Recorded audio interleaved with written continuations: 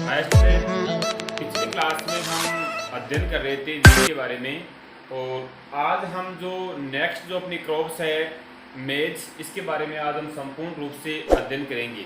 अगर आपने हमारे चैनल को सब्सक्राइब नहीं किया है तो प्लीज़ उसे सब्सक्राइब कीजिए और शेयर कीजिए, ताकि जो भी आपको नेक्स्ट क्लास हो वो जल्द से जल्दी प्राप्त हो सके। आज हम बात करते हैं मेज के बारे में। मेज होती है जिया मेज, इसका बॉटनिक नेम है जिया मेज, फैमिलिएसी कौन सी, ग्रेमिनिया पोएसी, और इसका उद्गम हुआ था कहाँ पर, मध्य अमेरिका या मेक्सिको में क्या होता है इसका उद्गम हुआ था। तो अब इसके बारे में जानते हैं कि इम्पोर्टेंस क्या क्या होते हैं, कि सामान्य जानकारी लेना चाहते हैं। पहले इसमें जैसे मक्का होती है वो C4 ग्रुप का पौधा है। कैसा है? C4 ग्रुप का पौधा है मक्का। कैसा पौधा है? C4 ग्रुप का। मक्का में 2n बराबर होते हैं कितनी? 20। मतलब इसमें जो क्रोमोसोम संख्या कितनी होती है? इसमें 20 होती है। कितनी होती है? 20। मक्का में होता है पर परागण। क्या होता है इसमें? पर परागण होता है। मतलब किसी है ये क्रॉस पोर्टनेड है। जो पहले भी एक बार कृषि परिवेशक में पूछा गया था कि मक्का में किस प्रकार का परागण होता है? पर परागण होता है। पर परागण मतलब प्रोटो एंट्री है। कैसी है? Proto entry. प्रोटो एंट्री मतलब जो नर पुष्प है, कौन सा है? नर पुष्प क्या होता है? पहले क्या होता है? परिपक्व हो जाता है, उसे कहते हैं प्रोटो एंट्री। मक्का होती है अनाज वाली फसलों में। अनाज वाली जो भी फसलें होती है, इन अनाज वाली फसलों में सबसे अधिक क्या देती है? उत्पादन। सबसे अधिक देती है उत्पादन देती है। इसीलिए मक्का को क्या कहते हैं? हम अद्भुत फसल भी कहते हैं। क्या कहते हैं इसे? मक्का को अद्भुत फसल भी कहते हैं। मक्का को अनाजों की रानी भी कहते हैं। अनाजों की रानी कौन है? मक्का। राजा कौन होता है? ज्वार। तो अनाज वाली फसलों की रानी कौन है? मक्का। अब इसके बाद में देखते हैं कि मक्का में पाए जाने वाली क्या होती है? प्रोटीन। अगर बात करूं मैं किसकी? प्रोटीन की बात करूं तो मक्का में पाए जाने वाली प्रोटीन होती है, उसे कहते हैं जीन। क्या कहते हैं उसे? हम जीन कहते हैं। क्या कहेंगे उसे? हम जीन। कई बार एग्जाम पूछा गया है कि मक्का में क्या होती है प्रोटीन, उसे क्या कहते हैं? उसे कहते हैं जीन कहते हैं। अब इस जीन में क्या होती है? ट्रिप्टोफैन। ट्रिप्टोफैन और एक होता है लाइसिन। कौन सा होता है? लाइसिन, जो क्या होता है? एमिनो अम्ल होता है। इसकी क्या होती है? इसमें कमी पाई जाती है। किसकी? ट्रिप्टोफैन की। और लाइसिन एमिनो अम्ल की क्या होती है? इसमें कमी होती है। इसके बाद अगर बात करें हम तो विश्व में मक्का का जो क्षेत्रफल है वो सबसे अधिक है। अपने पहले आता है इसमें यूएसए, और यूएसए के बाद में आता है चीन, और चीन के बाद में है मैक्सिको। कौन सा देश है? मैक्सिको। और मैक्सिको के बाद में आता है भारत। तो भारत का स्थान कौन सा है? चौथा स्थान है मक्का के क्षेत्रफल में।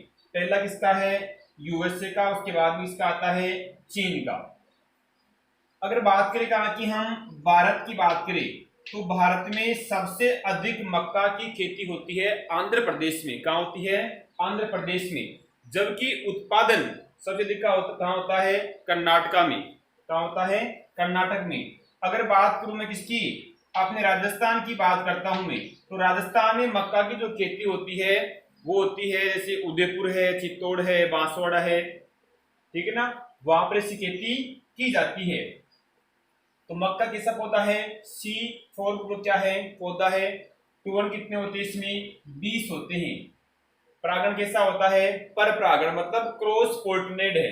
मतलब पोर्टो एंट्री मतलब नर पुष्प क्या होता है इसमें? पहले परिपक्व हो जाता है। अनाज वाली फसलों में क्या देती है? सबसे अधिक उत्पादन। तो क्या कहेंगे इसे? हम अद्भुत फसल भी कहते हैं। और एक बात और है कि मक्का का सबसे अधिक क्या होता है? अंकुरण होता है। लगभग 90% सबसे अधिक अंकुरण इसी का होता है। क्या कहते हैं इसे? अनाज वाली फसलों की रानी भी इसे कहते हैं। मक्का में क्या होती है? प्रोटीन। क्या कहते हैं उसे? हम जीन कहते हैं। इसमें ट्रिप्टोफैन व लाइसिन एमिनो अम्ल क्या होती है, इसमें कमी पाई जाती है। विश्व में मक्का के क्षेत्रफल में यूएस के बाद में चीन, चीन के बाद में मैक्सिको, उसके बाद में कौन सा स्थान है, भारत का चौथा स्थान आता है। और भारत में सबसे अधिक मक्का होती है आंध्र प्रदेश में, और उत्पन्न कहाँ होता है, कर्नाटक में होता है, और राजस्थान में कहाँ होता है, उदयपुर, चित्तौड़, डूंगरपुर और बांसवाड़ा में। इसके बाद में हम देखते हैं कि मक्का में जो पुष्प आते हैं, नर पुष्प होता है और मादा पुष्प होता है। इसे हम किस किस नाम से जानते हैं, नर को क्या बोलेंगे और मादा को क्या कहते हैं। जैसे बात करूं मैं कि मक्का में जो नर पुष्प होता है, कौन सा होता है, नर पुष्प। इस नर पुष्प को क्या कहते हैं, टेसल। क्या कहते हैं इसे हम, टेसल। इंपोर्टेंट है, मक्का में क्या होता है, नर पुष्प, क्या कहेंगे उसे हम, टेसल कहेंगे।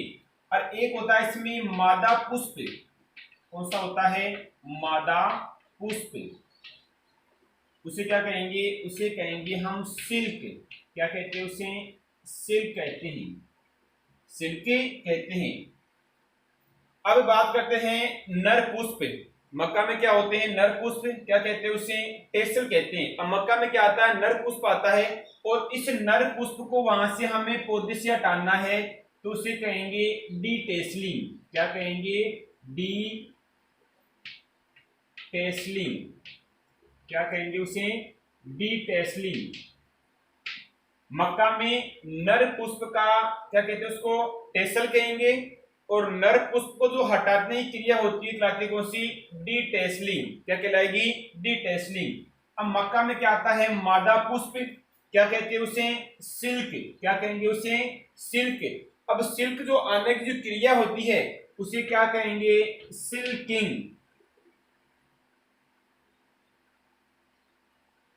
सिल्किंग, क्या कहेंगे उसे, सिल्किंग कहेंगे। मतलब मादा पुष्प के आने की क्रिया क्या कहलाएगी, सिल्किंग कहलाती है।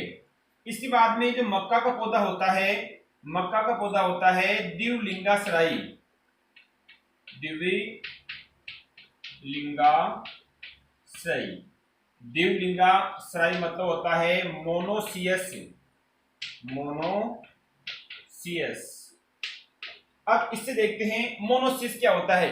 जब एक ही पौधे पर नर और मादा दोनों पुष्प, मतलब एक ही पौधे पे नर और मादा पुष्प क्या होते हैं, अलग अलग स्थान पर पाए जाते हैं, तो उसे कहते हैं क्या, मोनोसियस। क्या कहेंगे उसे, हमें मोनोसियस कहते हैं। मतलब नर पुष्प भी है और कौन सा है, मादा पुष्प भी होता है। जैसे ही पुष्प आते हैं तो उसके बाद में टेसल होता है, नर पुष्प, उसको वहां से क्या होता है, हटाना, कौन सी कहलाएगी, डी टेसलिंग कहलाएगी। अगर मादा पुष्प आता है और मादा पुष्प के आने, मादा क्या कहते हैं, सिल्क कहते हैं, और सिल्क जो आने की जो क्रिया होती है उसे कहते हैं सिल्किंग कहते हैं। क्या कहते हैं उसे, सिल्किंग कहते हैं। मक्का का कैसा पौधा है, द्विलिंगाश्रयी, मतलब मोनोसियस, मतलब नर और मादा पुष्प क्या होते हैं, दोनों एक ही पौधे पर पाए जाते हैं। अब इसमें नर पुष्प होता है, जो नर पुष्प है उसको परागण हटाने की जो क्रिया होती है, परागण में हटाने की क्रिया, वो कहलाती है इमास्कुलेशन। इमास्कुलेशन क्या कहलाती है, इमास्कुलेशन कहलाती है। तो ये तो बात होगी अपने, अगर एग्जाम में पूछता है कि मक्का के नर पुष्प को क्या कहते हैं, टेसल कहते हैं। क्या कहेंगे, टेसल। और इसे हटाने की जो क्रिया होती है उसे कहते हैं डी टेसलिंग। क्या कहेंगे उसे हम, डी टेसलिंग कहेंगे। और मक्का में क्या होता है, मादा पुष्प, उसे कहते हैं सिल्क, और सिल्क जी को आने की जो क्रिया होती है उसे कहते हैं सिल्किंग। क्या कहेंगे, सिल्किंग। तो कैसा पौधा है, द्विलिंगाश्रयी, मतलब मोनोसियस, मतलब नर और मादा पुष्प क्या होते हैं, एक ही पौधे पे क्या होते हैं, अलग अलग स्थान पर पाए जाते हैं। ठीक है ना। इसके बाद में हम देखते हैं इसमें कि मक्का होता है, इसका जो पूर्वज है, मक्का का पूर्वज किसे मानते हैं, इसको मानते हैं टीओसिंटे को। टीओसिंटे इंपोर्टेंट है।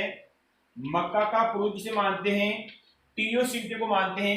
अगर एग्जाम में प्रश्न पूछता है कि वर्तमान मक्का की उत्पत्ति, वर्तमान मक्का की उत्पत्ति किससे मानते हैं, तो मानते हैं पॉडकॉर्न से। किससे मानते हैं, पॉडकॉर्न कौन से वर्तमान क्या हुई थी मक्का की उत्पत्ति मानी जाती है।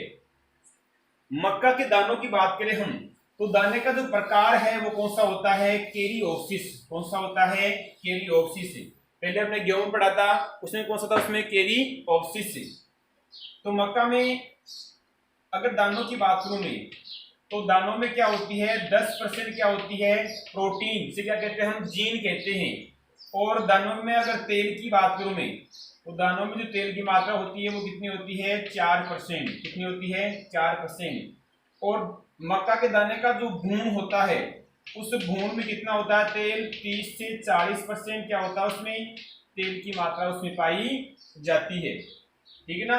अब मक्का की बुआई जिस किसी भी हम यंत्र से करते हैं उसे कहते हैं मेज प्लांटर। क्या कहेंगे उसे हम, मेज प्लांटर कहेंगे। मेज प्लांटर, मेज प्लांटर मतलब मक्का की बुआई जिस किसी यंत्र से करते हैं उसे कहते हैं मेज प्लांटर। क्या कहेंगे उसे, मेज प्लांटर। और मक्का के जो दाने होते हैं, भुट्टे में जो दाने बनते हैं, उन भुट्टों के दानों को वहां से अलग करना, अलग करने की जो मशीन आती है उसे कहते हैं क्या, मेज सेलर। क्या कहेंगे उसे, मेज सेलर। मेज सेलर कहेंगे। तो ये तो हो गया अपने इंपोर्टेंस मक्का का। तो शुरुआत से देखा था हमने कि नर पुष्प कौन सा होता है, मादा पुष्प क्या होता है, इमास्क्यूलेशन क्या होता है, कितने परसेंट इसमें प्रोटीन की मात्रा होती है, और कौन सा यंत्र होता है और किस नाम से इसको जानते हैं, किस प्रकार का पौधा है, प्रांगण किससे होता है। ठीक है ना। इन सब के बारे में हमने पढ़ा है। इसके बाद में हम देखते हैं कि गुणों के आधार पर मक्का का जो वर्गीकरण किया गया है, किसके आधार पर, गुणों के आधार पर जो मक्का का वर्गीकरण किया गया है वो किया गया कितने प्रकार से, 7 प्रकार से किया गया है। कितने प्रकार से, 7 प्रकार से गुणों के आधार पर। जियामेट इंडुरेटा, पहला कौन सा आता है, जियामेट इंडुरेटा। इसे कहते हैं फ्लिंट कॉर्न। क्या कहेंगे इसे, फ्लिंट, इसे कहेंगे हम फ्लिंट कॉर्न, फ्लिंट कॉर्न। अब इस फ्लिंट कॉर्न की खेती भारत में क्या होती है, सबसे ज्यादा होती है किसकी, फ्लिंट कॉर्न की। किसकी, फ्लिंट कॉर्न। मतलब यही कॉर्न एक ऐसा है जो भारत में सबसे अधिक मात्रा में उगाया जाता है। इसके बाद आता है जियामेट इंडेंटेटा। इंडेंटेटा होता है डेंट कॉर्न। क्या कहते हैं इसे, डेंट कॉर्न। इसे कहेंगे हम डेंट कॉर्न। और इसकी खेती होती है अधिकांशतः यूएसए में। कहाँ होती है, यूएसए में। मतलब जो डेंट कॉर्न होता है इसमें दांत के समान क्या होते हैं, उसके दाने होते हैं, तो क्या बोलते हैं इसे हम डेंट कॉर्न कहते हैं। तो पहला हुआ कौन सा, फ्लिंट कॉर्न। फ्लिंट कॉर्न मतलब भारत में सबसे अधिक खेती इसी की होती है। दूसरा आता है जियामेट इंडेंटेटा। जियामेट इंडेंटेटा इसे कहते हैं डेंट कॉर्न। कहाँ उगाते हैं अधिकांश इसको, यूएसए में इसको अधिकांश उगाया जाता है। इसके बाद में आता है जियामेट सेकेराटा। जियामेट सेकेराटा इसे कहते हैं स्वीट कॉर्न। क्या कहेंगे इसे हम, स्वीट कॉर्न। स्वीट कॉर्न मतलब मीठी मक्का। कौन सी होती है, मीठी मक्का होती है स्वीट कॉर्न। स्वीट कॉर्न को हम सेक कर भी खाने के लिए उपयोग लेते हैं सर्दियों में। फिर आता है जियामेट इवटा।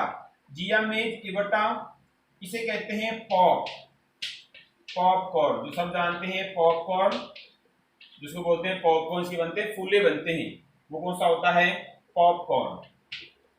इसके बाद में जियामेट एमाइलेशिया कौन सा आता है, जियामेट एमाइलेशिया को बोलते हैं फ्लोर मेज। क्या कहेंगे इसे हम, फ्लोर मेज कहेंगे।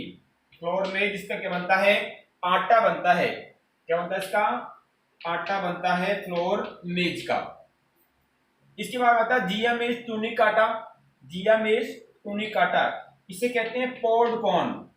पॉड कॉर्न, पॉड कॉर्न की पहले भी अपने बात आई थी कि जो वर्तमान जो मक्का की उत्पत्ति किससे मानते हैं, पॉड कॉर्न से मानते हैं। अभी वर्तमान में इस मक्का की खेती नहीं होती, किसकी, पॉड कॉर्न की। ये क्या है, प्राचीनतम मक्का है। फिर आता है जियामेट सेरेटिना। जियामेट सेरेटिना इसे बोलते हैं वैक्सीकॉर्न। क्या कहेंगे इसे हम, वैक्सीकॉर्न। वैक्सीकॉर्न में क्या होता है, इसमें स्टार्च की क्या होती है, सर्वाधिक मात्रा पाई जाती है, जिससे चिपकाने वाले पदार्थ बनाए जाते हैं। तो ये तो क्या हो गया, मक्का का वर्गीकरण। किस आधार पर, गुणों के आधार पर। अगर हम देखते हैं मक्का का वर्गीकरण तो करते हैं 7 प्रकार से। कितने प्रकार से करेंगे, 7 प्रकार से। जियामेज इंडुरेटा, जियामेज इंडुरेटा, जियामेज इंडेंटेटा, जियामेज सेकेराटा, जियामेज इवर्टा, जियामेज एमाइलेशिया, जियामेज टूनिकाटा, जियामेज सेरेटिना, सेरेटिना। अब जियामेज इंडुरेटा आता है, इसे कहते हैं फ्लिंट कॉर्न। फ्लिंट कॉर्न मतलब भारत में सबसे अधिक खेती किसकी होती है? फ्लिंट कॉर्न की, फ्लिंट कॉर्न की होती है। फिर जियामेज इंडेंटेटा से कहते हैं डेंट कॉर्न, कहाँ उगाते हैं इसको? यूएसए में उगाते हैं। फिर आता है जियामेज सेकेराटा, स्वीट कॉर्न, मीठी होती है, सेक कर खाने के लिए इसका उपयोग करते हैं। जियामेज इवर्टा को बोलते हैं पॉपकॉर्न, इसके बाद इसके फूले बनते हैं। जियामेज एमाइलेशिया क्या बनता है? इसका आटा बनता है, फ्लोर मेज। जियामेज टूनिकाटा होता है पॉड कॉर्न, इसकी खेती नहीं होती है, प्राचीनतम मक्का है। और जियामेज सेरेटिना होता है वैक्सीकॉर्न, वैक्सीकॉर्न, इसमें क्या होता है? स्टार्च की मात्रा अधिक होती है। और बाकी पढ़ते हैं हम नेक्स्ट पार्ट में।